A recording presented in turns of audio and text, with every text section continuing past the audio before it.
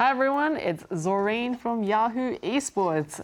Joining me over Skype today is fighting game, how do I even describe you? Z. You are one of a kind. How are you doing, man?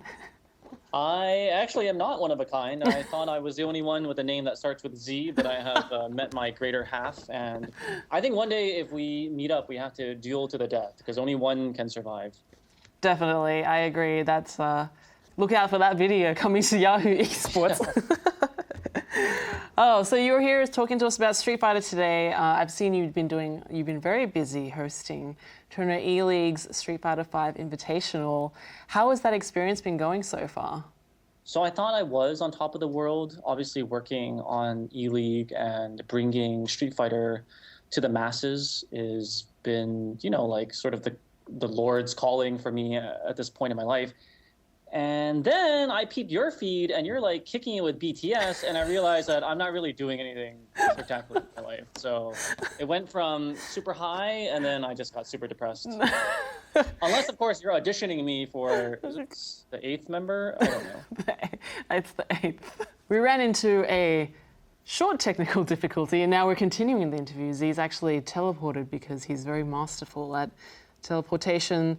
Z, as we were chatting about just now, I did ask you, did you ever feel like, or have you ever felt like that you've had a moment where you're like, I've made it? I certainly thought that I had made it. E-League, because it relies on the resources of Turner Studios, which has produced like many famous shows in its lifetime, we, the talent, have not seen this level of production, and that's combined with Southern hospitality in Atlanta. So it's really the best of both worlds. A lot of years of unpaid sacrifice and indentured commentary, slavery, and esports servitude really paved the way to get to where we are now. And it feels really good to finally be, put on a grand stage. But of course, with that comes a heavy burden and a huge responsibility to make Street Fighter accessible to an audience, which may very well be seeing Street Fighter for the very first time, or at least the first time in 20 years. Mm-hmm. And what do you think about this direction that the FGC has taken in the last year or two? I don't think that anything you or I say on this show can change the trajectory of where the fighting games community is going, because it's just become a gigantic snowball rolling downhill. And whether we like it or not, a lot of non-endemic sponsors has eyes on our community and the difficult demographic that we represent, right? It's very difficult to reach our core demographic, 18 to 35, male, cutting a lot of cords, and you have to really go deep dive into these subcultures to really reach us. And now they're really seeing the value in that. And, I don't think that we can avoid this attention. I hope not. Mm-hmm. So given that you're now, you've been on broadcast on Turner, how do you feel like your life has changed, if at all? So when you look at the Turner production for E-League, there's a lot of glitz and there's a lot of glamour. They've got $100,000, cameras zooming in on every pore of your body and the whiteheads and whatnot.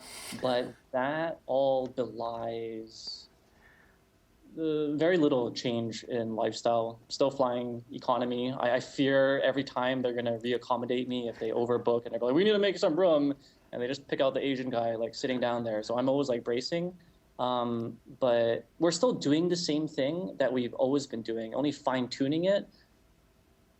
But the lifestyle certainly has not changed. In fact, the good thing about E-League is that it's sort of centered around grassroots tournaments. So you can see that they've made room for an NCR broadcast. They didn't stomp on that date. With Combo Breaker, it's still very possible to attend both events. And that's what the beauty is of E-League. They didn't jump full throttle into esports, but they tried to really ingratiate themselves with the community in an authentic way by hiring talent that's really firmly ingrained and understands the culture and the community, rather than trample on the grass and be like, hey, we're here to take over this space. Mm-hmm. Now I do have to ask you about your outfits. You are famously known for the way you dress and the way you present yourself. How do you put these together? Actually, I mean, I wear this type of clothing. No, that's not true. That is not true. Uh, I think with E-League and Street Fighter, there's a lot of new sensations that a viewer is seeing.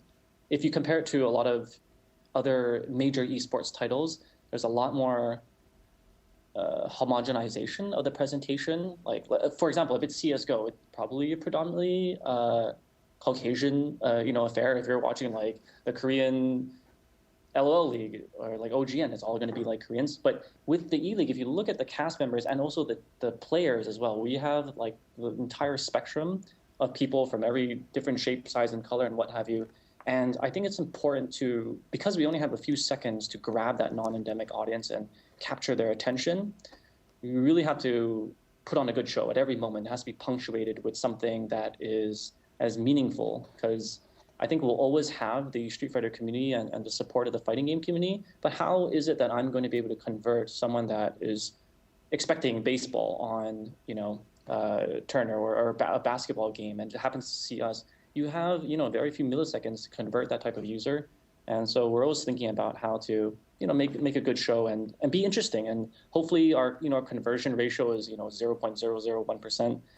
But if we can get those new fans that have never been there, then I think we're doing a good job. Mm-hmm. And how long does it take you to put one of these together? Is it like a night before you kind of just look at your wardrobe and pull a shirt out, or is it like a crafted process? No, and I think you understand this as well. You have nice clothes, like button downs, and you don't get to wear them when you're working in tech, right?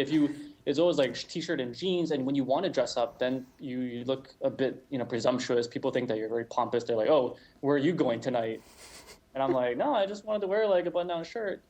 And now we finally get the opportunity to dress up, but very few opportunities. I think you understand this too. In esports, everything and everyone is very casual. And speaking of casual and maybe some streetwear, you are the host of Fresh Stock, a show on Twitch which focuses on the sneaker subculture. If I told you you had to give up either fighting games or sneakers, which one would you choose? Wow. Dang. Is this an interview or an inquisition?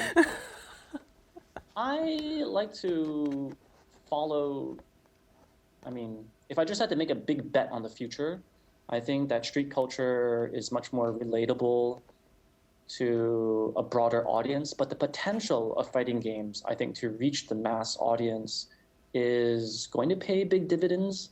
And I think that's why you see a lot of people sticking with this whole grassroots movement, despite it, perhaps not turning a profit. A lot of people, this community was built on the volunteer and the hard sweat and, tears of a lot of people that came before us.